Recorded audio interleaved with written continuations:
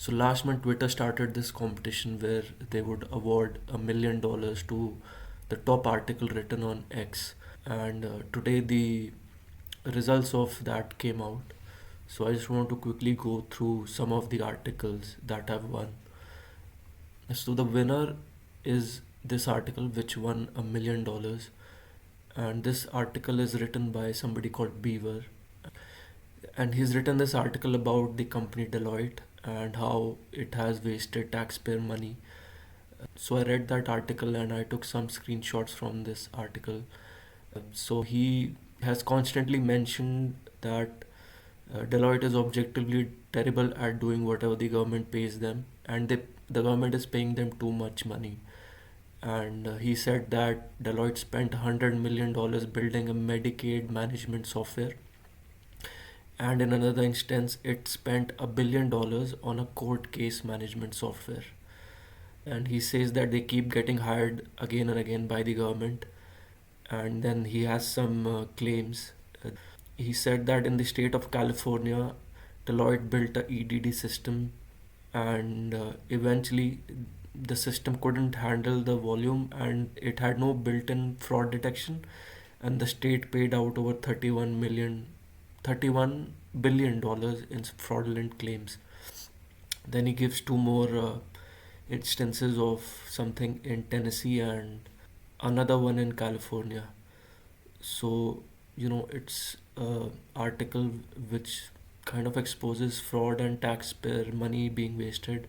So it's a good article and it has won $1 million, so you can go ahead and read it on Twitter. Uh, then comes the next article, which won the runner-up prize, and it won $500,000.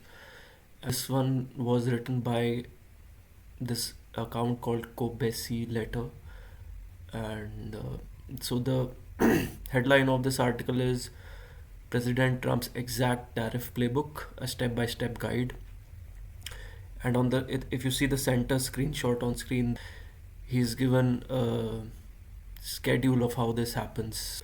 On Friday, President Trump posts some cryptic message about tariff, and then later the same day something happens. Then on Saturday and Sunday something happens. Then Sunday evening, then the coming Monday and Tuesday something happens, and similarly it goes on. And if you see the 11th point, then that's over the next 2 to 4 weeks. Some actions are taken, and on if you see the point 12, a trade deal is announced and markets hit new record highs.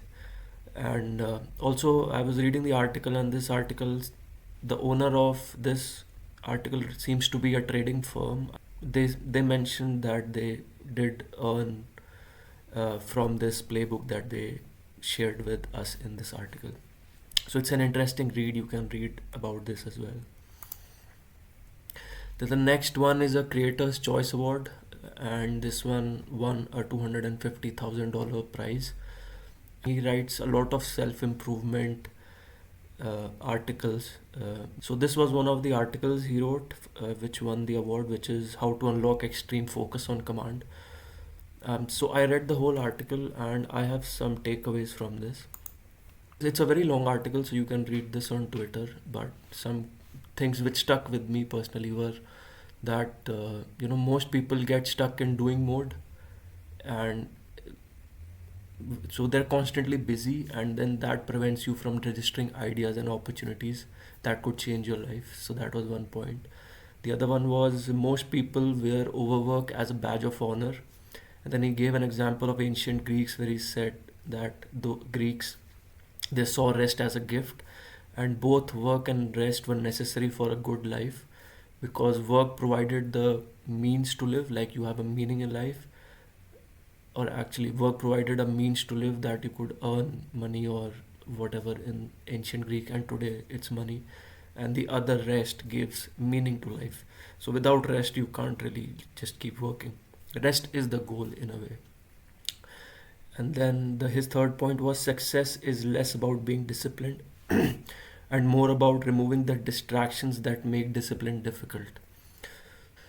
Then another point he says is the best daily routine. So first he mentions that you should have a routine. If you don't have one, you should make one. And then he says the best daily routine comes not from the latest podcast that you listen to or your latest influencer. It comes from three activities. So one activity is that fills your mind, the other is that empties your mind, and which is also quite important, and the last one is one that uses your mind. So this is like once you have started learning a new tech and once you have gotten rid of distractions, put that knowledge into practice. So use that either for a business or a project or something like that. Another point is said that you become passionate in the goal once enough effort is invested. You don't just choose your passion. So you can't just as a human say that you have some passion in something without the effort. And then the next point is said that become brutally aware of two things: what you don't want in life, not what you want. It's about what you don't want and where you will end up if you keep taking the same actions that keep you stuck in the current life. I mean, if you're not happy about your current life, so if you keep doing the same things, where will you eventually end up? So he says become aware of these two things. And some other things he said was learning comes from struggle, not memorization. And then he said that you're supposed to feel lost in life, especially when you are going about changing your life. You are supposed to feel lost in those, phase of change, and you are supposed to feel overwhelmed, and you're supposed to feel like you have no idea what you're doing. So it's a normal feeling. So he said get used to that. Then there were some other articles which were also mentioned, and there were four mentioned, but I took this one. It won $100,000 prize, and this was written by a person called Josh Wolfe. And in this article, he talks about the Greenland issue, which America is saying that we want to buy Greenland, and he says that the most dangerous mistake about Greenland is believing it is about Greenland. So I've read the article, and on the left is a screenshot. What he says is it is about two geological formations which contain heavy rare earth elements which no advanced weapon system can be built without. So he says America is after the rare earth metals and elements found in Greenland, and he talks about these two metals. One is called dysprosium and the other is terbium.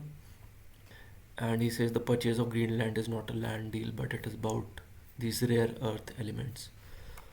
So, yeah, these were the four articles that I found quite interesting, and they won something. So, they are a good read, and I suggest you, if you want to, read more about them, go on Twitter and you can read about them. Yeah, this was it.